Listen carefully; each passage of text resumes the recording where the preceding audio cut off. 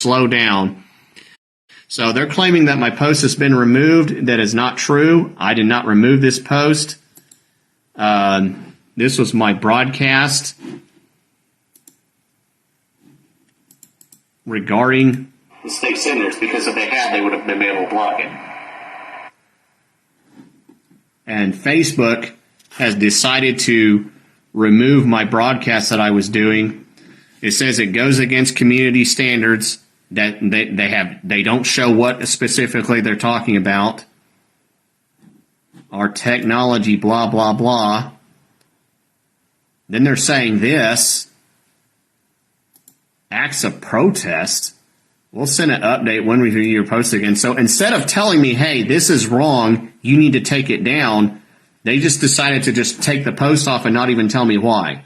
This is cowardice and censorship, and that's why I'm over here on Podbean, so you can listen to me on Podbean while in case it goes down again. And Jennifer's thanking me for her broadcast. So now I'm going to have to do.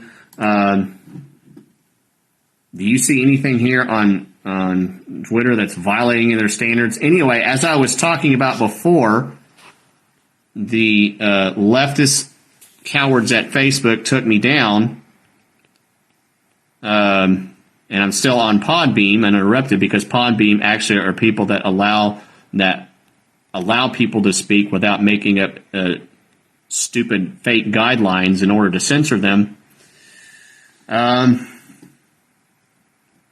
One of the other complaints they're talking about in this little activist thing, here's Greg Leding, a leftist Democrat senator who was in committee. This was their last chance to share their concerns.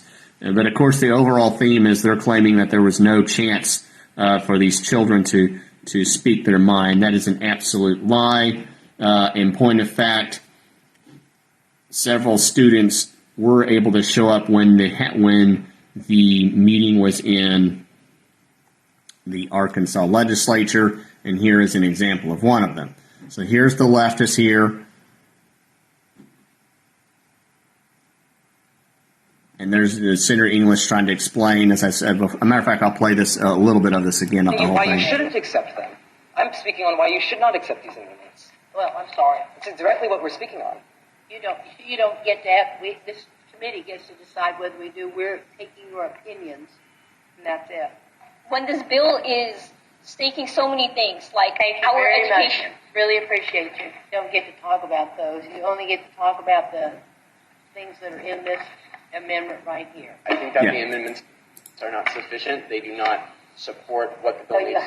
can only speak on. So, remember, when the bill was in committee at this time, which was March 6th, they could only speak on the amendment. There was a chance where they could speak on the bill overall, and that was a few days ago, before when the bill was in House Education or Senate Committee the first time. And so now I'm going to play someone who actually, if this will do it. Now, this is notice the date. It's 5 days ago. This, when the bill was in Education Committee, and I think this was, I want to say February, 5 days ago. But I think it may have actually been, this was Tuesday, March 1st. This is where you could have talked about the bill, and you could have talked about what it needed and didn't need, and you weren't restricted by an amendment.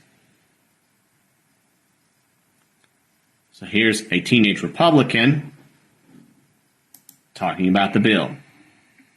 Hello. Hopefully Facebook won't jam me as it did Hello, before. I am Anna Hopper. I am the Vice Chair of the Arkansas Federation of Teenage Republicans. As Pierce said earlier, at our last convention we passed a resolution to support educational choice. This is my YouTube account, by the way, keeparkansaslegal. This was a resolution which passed unanimously among all of our groups from around Arkansas. This bill sees our main concerns and values in educational choice fulfilled, especially money following the child. I know from personal experience that different children require different educational paths.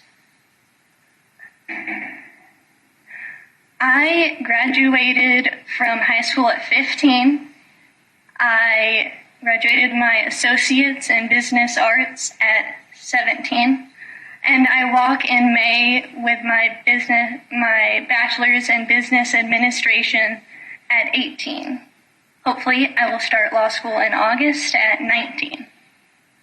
All of this started with me being homeschooled, which might go against some assumptions some people have about homeschoolers, that they're not well educated, or their parents might let them slack off so they won't achieve as much.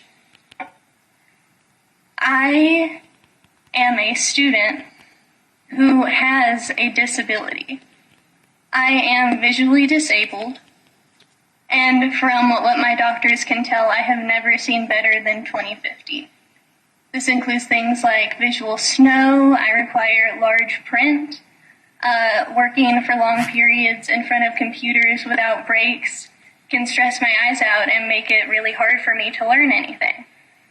Realistically, the things that I have achieved so far in my education, I could not have done by being in a public school or in a traditional classroom. I'm going to stop it halfway there. You can see the rest of that. You can type in Arkansas Teenage Republican Vice Chair Anna Hopper speaks in favor of SB 294. And the main point I want to bring up, the reason why I am talking about this is because, in fact, again, you compare that and to this, and you see the narrative here. Sorry, let me flip back around here. And this is my response to their overall narrative. Is what they do is they take these kids, and they've been doing this for decades. It's been ever since John Dewey made the public education system, it has been a way to indoctrinate young people into hating this country and to being foot soldiers for the leftist ideology. The young GOP folks at the right time, which was, again, Tuesday, March 1st. This is when SB 284 was in education, and I think it was in February when it was in the Senate Education Committee. So this narrative that the Arkansas Times and MSN, I think, boosted their article, and the Democrat Party of Arkansas claiming that these young people were not allowed to speak on SB 294 and they were bullied is an absolute lie. So regarding that, SB 294 has passed. It's into law. I don't know what kind of lawsuits are going to be filed. I am hoping that Arkansas Republicans will go after some of these leftist court officials like Chris Piazza, these leftist activists that pretend to be judges. I don't know if Wendell Griffin's still in judge because I'd heard he retired. I don't know his status. I think Tim Fox is another one. The judiciary needs to be restrained, and the Arkansas legislature has the power of the purse, just like they do on a federal level. So when you hear a lawsuit and you hear these Republican officials, legislators complain about how the courts are ruling against them, you need to ask them, well, what did you do with the power of the purse to cut the funding? And there's other bills that I wish the Arkansas Republican Party would deal with, namely